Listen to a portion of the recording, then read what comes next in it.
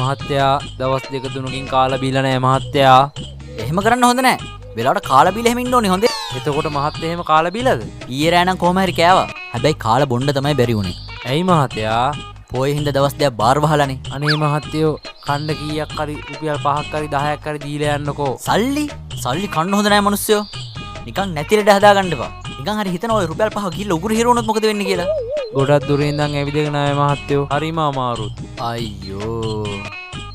අර අතින් චුට්ටක් ගිහලා වාඩි වෙනවද? මහත්තයා හිඟන්නෙක් මහත්තයා. මනුස්සකමට කතා කරන් හිඟන්න කියන්න එපා. ඔබ හිතුවද මට සල්ලි නැහැ කියලා? මේ බලපන් පර්ස් එකේ. 95ක් තියෙනවා. නෑ මහත්තයා. මං හිඟන්නෙක් මහත්තයා. දැන් ඒකට මම මොකද්ද කරන්න ඕනේ? නෑ මහත්තයා. මං යන්නම් මහත්තයා.